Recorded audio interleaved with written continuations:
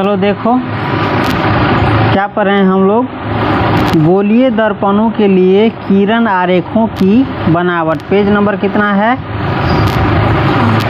6 है। समझ गया। गोलीय दर्पण जान लो किसे कहते हैं। गोलीय दर्पण हल्का ऐसे मुड़ा हुआ रहता है और जो काटा हुआ भाग देता है ना, ये सब काटा हुआ भाग सब देखता है तुम लोग। अवतल उत्तल दर्पण में मोटरसाइकिल सबके शीशा में लगा रहता है, ये कटा हुआ भाग शीशा का। समझ गया।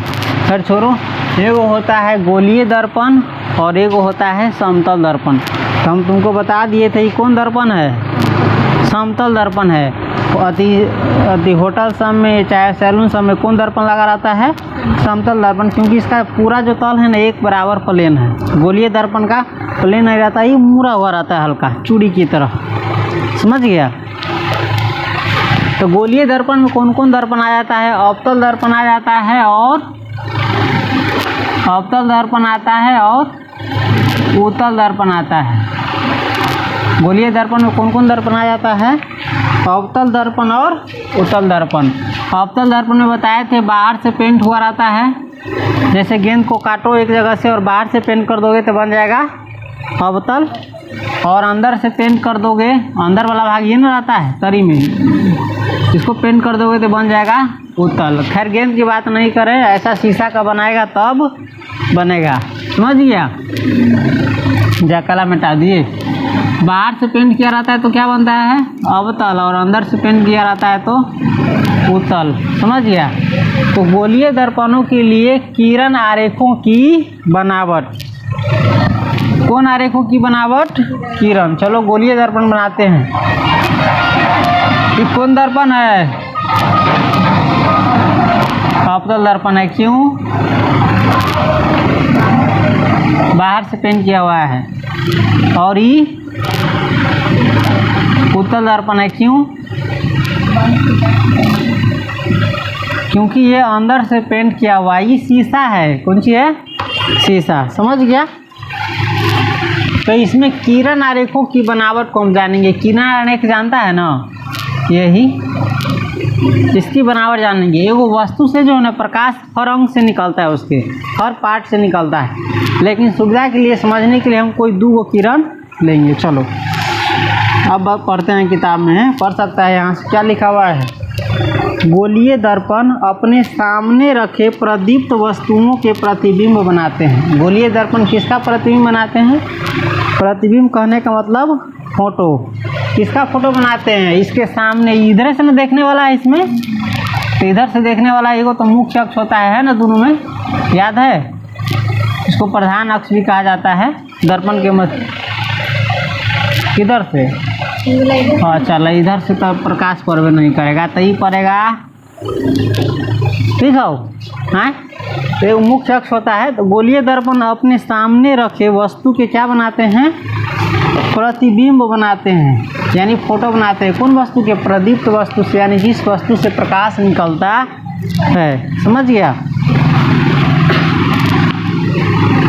ऐसे दर्पण यानी अवतल उत्तल दोनों, ऐसे दर्पण द्वारा प्रतिबिंब निर्माण के लिए समतल दर्पण जैसा ही वस्तु के किसी बिंदु से कम 2 किरणें लेते हैं। ऐसे दर्पणों से यानी अवतल और उत्तल दर्पणों से प्रतिबिंब निर्माण के लिए यानी फोटो बनाने के लिए क्या करते हैं? समतल दर्पण जैसा ही। समतल दर्पण में पढ़े थे ना, याद है? ऐसे किरण पड़ता है, ऐसे चला जाता है, इसे ये अभिलंब रहता है।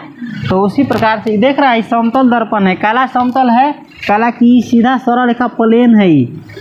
यही में ये अगर ऐसे मुड़ा हुआ रहता ये, तो ये कौन दर्पण बन जाता? अगर भीतरी से पेंट हुआ रहता तो उत्तल बन जाता। अगर यही ऐसे मुड़ा हुआ रहता तो बाहर से पेंट हुआ रहता तो अवतल दर्पण बन जाता। लेकिन क्या है, ना ऐसे मुड़ा है ना ऐसे मुड़ा है, सीधा क्या है? प्लेन है। समझ गया।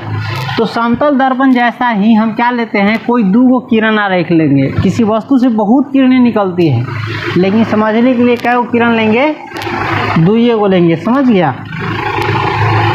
परावर्तन के बाद ये किरणें जिस बिंदु पर मिलती है, देख सकता है, परावर्तन के बाद यानी प्रकाश इससे टकराने के बाद जिस बिंदु पर मिलती है या जिस बिंदु से आती हुई लगती है, प्रतीत होती है, उसे उस बिंदु स्रोत का क्या कहते हैं? यदि जिस बिंदु पर मिलती है तो उसे कहेंगे वास्तविक प्रतिबिंब यानी रियल फोटो, और जिस बिंदु से आती हुई लगेगा, प्रतीत होगा, सच में रहता नहीं है, तो उसे कहेंगे आभासी प्रतिबिंब, कल्पना। ठीक है, काल्पनिक।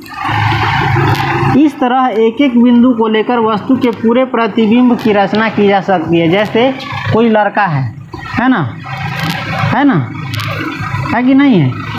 तो इसका फोटो बनाने के लिए हम क्या करेंगे, शुरुआत में समझने के लिए कोई दो गो बिंदु लेंगे, एगो यहाँ से निकलने वाला है, चाहे एगो जहाँ से मन होगा वहाँ से निकलने वाला। तो जहाँ का बिंदु का लेंगे ना, तो वहीं का फोटो किस में बनता है? दर्पण में, समझ गया। लेकिन इस सब में से प्रकाश निकलता है, तब दर्पण जो है एक ही बारी में सभी का फोटो बना देता है। कहला कि सब प्रकाश को एक ही बारी प्रकाशित करके तुमको दिखा देता है। लेकिन हम लोगों को समझने के लिए क्या करेंगे, कोई भी दो किरण लेंगे। क्या लेंगे? कोई भी दो किरण जो समझने में आसान हो, और इस प्रकार बाकी सभी किरणों को ले करके हम पूरे प्रतिबिंब को बना सकते हैं। अब यह प्रश्न उठता है कि किन दो किरणों को लिया जाए। अब मन में थोड़ा सवाल उठता हो कि किन दो किरणों को लिया जाए। इस वस्तु से तो कोई भी वस्तु है तो बहुत प्रकाश निकलता है, सूर्य से कितने का प्रकाश निकलता है, लेकिन पूरा प्रकाश तुम ले सकता है? नहीं ले सकता है। समझने के लिए क्या करेगा, कोई दो गो चाहे तीन गो क्या लेगा, किरण आरेख लेगा। अब यही सवाल उठता है कि कौन दो गो किरण ली जो समझने में क्या होगा, आसानी होगा। विशेष कारणों से जिनकी व्याख्या नीचे दी जा रही है, हम निम्नलिखित में से किन्हीं दो किरणों को ले सकते हैं। अब देखो, किन्हीं दो किरणों को ले सकता है। अब तुमको जो नीचे बताया जा रहा है कौन कौन किरण ले सकता है ना, उसके लिए बता रहा है। चलो, सबसे पहला है कौन सी? मुख्य अक्ष के समांतर आपतित किरण। कौन किरण? आपतित किरण। ये सब बता दिए, आपतित किरण, परावर्तित किरण। मुख्य अक्ष, मुख्य अक्ष कौन रहता है? वो इसमें अवतल दर्पण में ये रहता है और उत्तल दर्पण में ये रहता है। तो इसके समांतर कौन सी? दर्पण के मुख्य अक्ष के समांतर आने वाली किरणें दर्पण से परावर्तन के बाद दर्पण यदि अवतल हो तो उसके फोकस शेप से होकर गुजर जाती है। दर्पण यदि उत्तल हो तो उसके फोकस शेप से आती हुई प्रतीत होती है। चलो दिखाते हैं। मुख्य अक्ष बेकार मिटा दिए हैं, ऐसे बनता है इसमें। चलो, ये अवतल दर्पण है। अवतल दर्पण में क्या होता है, मुख्य अक्ष के समांतर, यानी ये जितना सीधा रेखा वैसाने आता हो, वैसाने आवे वाला किरण दर्पण से अभी तो आ रहा है ना, तो दर्पण से परावर्तन के बाद क्या होता है, फोकस से होकर जाती है। यही में एगो वक्रता केंद्र रहे छै, एगो ध्रुव रहे छै पोले बा, ये दोनों के बीच में रहे छै फोकस। फोकस के कथी से देखा जाए छै, टेप से। तो अवतल दर्पण में यदि मुख्य अक्ष से समांतर जो किरण आता है वो दर्पण से यहाँ पर टकराली ना, तो टकराला के बाद फोकस से होके गुजर जाती है। याद रहेगा कथी, यदि अवतल दर्पण हो ना तो अवतल दर्पण में मुख्य अक्ष से समांतर आने वाली किरणें क्या होती है, परावर्तन के बाद फोकस से होकर गुजर जाती है। और दर्पण यदि उत्तल हो तो इधर से ना पड़े वाला है, तो मुख्य अक्ष ये है, मुख्य अक्ष ये ना, मुख्य अक्ष एवा होती वक्रता केंद्र ना, ये तो अंदर से न रहे, अंदर से न रहे छै, तो अंदर से रहे छै ना। ई तो यहाँ पर मान के चल वक्रता केंद्र होती है ना, जो वृत्त बनते भले अंदर से पेंट कर दिली, बनते ऐसा नहीं ना, तो एक सेंटर तो बीच में न होता, तो दोनों के बीच में रहे छै फोकस शेप। तो अवतल दर्पण में देख, आप मुख्य अक्ष के समांतर, मुख्य अक्ष ये है, एक सीधा में ये ना है, तो एक समांतर में जो किरण होता या रहल परावर्तन के बाद, कौन चीज के बाद, परावर्तन के बाद ही तो बाहर से गुजरे के चाहिए, लेकिन बाहर से ना गुजरी चाहिए, यहाँ से तोरा अबित बुझाता, कथी बुझाता, अबित बुझातु। केना अबित बुझातु बता दे, ये ना है, ये ना, यहाँ से अबित बुझातु तोरा परावर्तन के बाद, जबकि अंदर फोटो न बन सके, कहला कि पेंट कैल है, लेकिन तोरा लगतू लगे चाहिए यहाँ से आ रहा है सच में, लेकिन यहाँ से ना अब दर्पण के भीतरी से लगतु तोरा अब चाहे दर्पण के भीतरी तो पेंट होइल इमेज बनते के ना तोरा लगतु, लेकिन यही से कथी हो रहा है जे किरण एम है अलू ना तोरा लगतु दर्पण से टकराला के बाद एवा से आ रहा है, समझ ले, समझ गए, आ रहा है। कि दोनों के बीच में ये अति दिखाया है। वक्रता केंद्र कहाँ है? सी है।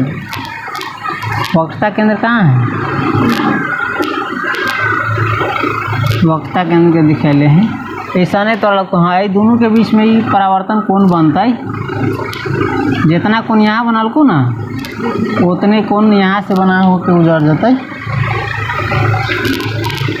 एकरे किताब में ना दिखैले हो, देख किताब में क्या दिखैले हो, ये ना दिखैले हो पेंट ऐसा नहीं ना होइल, अंदर से ना पेंट होइल, अंदर से पेंट होइल या मुख्य अक्ष के ऐसे बनैले हो।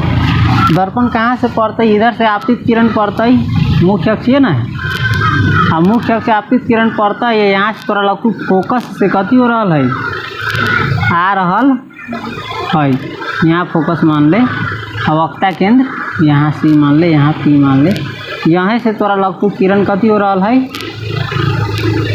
आ रहा। तो यहाँ से जब पड़ले तो यहाँ से नहीं टकरा के जाता कि भीतरी से टकराता है, भीतरी तो है ना करी पेंट कैल है, ये तोरा यहाँ से टकरा के ये ना चल तो, लेकिन तोरा लगतु कि यहाँ से ये किरण जो है कहाँ से आ रहा है, यहाँ से। तो ये सच में यहाँ से ना आ रहा है, जा रही है हमें से, लेकिन तोरा लगता हो दर्पण के भीतरी से आ रहा।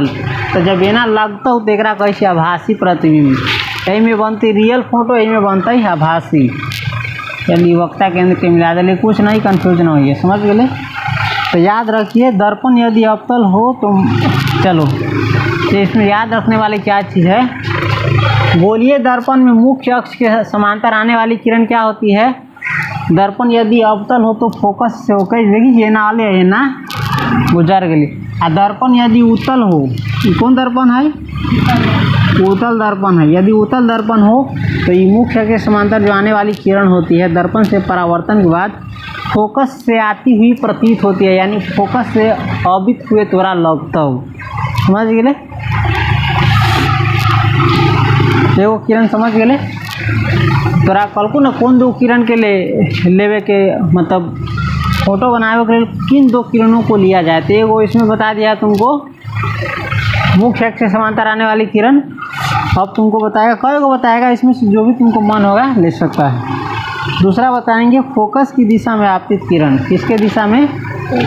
फोकस के। चलो तो हम मुख्य अक्ष के समांतर आपतित किरण को देख लिए, यानी ऐसा किरण जो मुख्य अक्ष के समांतर में आता है। तो कहाँ से होकर के गुजरता है? फोकस से होकर के वापस परावर्तित हो जाता है, चाहे फोकस होकर के आता हुआ प्रतीत होता है। ये देख लिए। अब दूसरा देखो, दूसरा है फोकस की दिशा में आपतित किरण, इसकी दिशा में वो किरण समझ लिए। दूसरा है फोकस की दिशा में आपतित किरण। इसके लिए भी हम दर्पण बनाएंगे। वो कौन दर्पण? अवतल। अवतल दर्पण में क्या रहता है? बाहर से क्या कर रहे हैं? पेंट कर रहे हैं, रंग रहे हैं, समझ लो ऐसा ही रंग आता है। मना बढ़िया से रंगवे तो बरस से रंगे को होता है। मुख्य अक्ष यही ना है, यहाँ पर आता है वक्रता केंद्र और इस दोनों के बीच में रहता है फोकस, यहाँ पर। तो ये अवतल दर्पण बन गया। उत्तल दर्पण देखो कैसा रहता है, इसमें अंदर से पेंट किया रहता है। हाँ, मुख्य अक्ष यही ना है, मुख्य अक्ष यही। यहाँ पर आता है वक्रता केंद्र और यहाँ पर आता है फोकस, यहाँ पर आता है पोल यानी ध्रुव। तो क्या करा है किताब में देख सकता है, जब कोई किरण दर्पण के फोकस F की दिशा में आपतित होती है तो वह परावर्तन के बाद मुख्य अक्ष से समांतर निकलती है। परिभाषा समझ गया? देखो, जब कोई किरण फोकस की दिशा में आपतित होगा, ये ना फोकस है, यानी ऐसे आपतित होगा, कैसे? इससे होकर के आपतित होगा। कि क्या हो रहा है? फोकस की दिशा में क्या हो रहा है? आपतित हो रहा है। समझ गया? तो ये परावर्तन के बाद क्या होता है? मुख्य अक्ष से समांतर निकलता है। परावर्तन यहाँ से होगा तो मुख्य अक्ष है ना, एकरा समांतर में क्या होगा?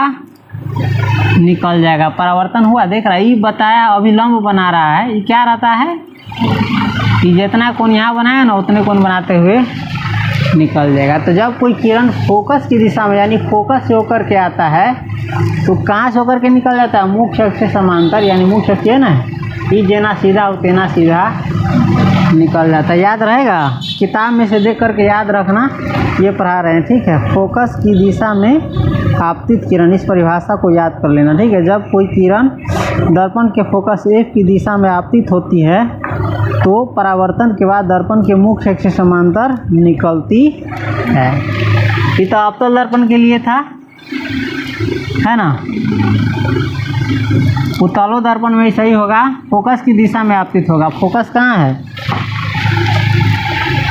ये ना है, ये ना फोकस है, तो इसकी दिशा में आपतित होगा। इसकी दिशा में आपतित हुआ है ना, यहाँ पर फोकस इस दिशा में आपतित हुआ। तो आपतित हुआ ना, तो दर्पण से परावर्तन के बाद, किसके बाद? परावर्तन यहीं पर होगा, यहीं पर टकरा रहा है, तो मुख्य अक्ष से समांतर निकलेगा। तो मुख्य अक्ष यही है, तो इसके समांतर निकल गया। इसे आया, फोकस की दिशा में आया, फोकस यही है, और मुख्य अक्ष से समांतर निकल गया। ये क्या है बता दिए थे? अभिलंब है। कौन सी है? इनका और सीधा से बनता, अभिलंब है, इससे होकर बनता है। जितना कोण बना करके आपतित होता है ना उतने कोण बना के परावर्तित रहता है। तो याद रहेगा, दो किरण हमने पढ़ा, समांतर के दिशा में आता है तो फोकस से होकर के गुजरता है, और फोकस की दिशा में आता है तो मुख्य अक्ष से समांतर निकलता है। समझ गया? अब तीसरा पढ़ेंगे, पहले इसको उतार लो। चाहेगा तो लिख सकता है, जब कोई किरण फोकस की दिशा में, कौन सी? फोकस की दिशा में आपतित होती है, यानी दर्पण पर पड़ती होती है, तो परावर्तन के बाद, कौन सी के बाद? के बाद मुख्य अक्ष, ये ना है, मुख्य अक्ष के समांतर निकलती है, चाहे निकल जाती है। देख रहा है ऐसा है, मुख्य के समांतर निकल गया। ये दोनों समांतर है। समांतर किरण जानता है ना, ऐसे होता है। एक रंग क्या ऐसे रहेगा तो, ऐसे रहेगा तो, यानी समान अंतर पर रहेगा सभी किरण। ये रेखा है समांतर रेखा, 10वें में पढ़ा हुआ 9वां में। चलो उतारो इसको।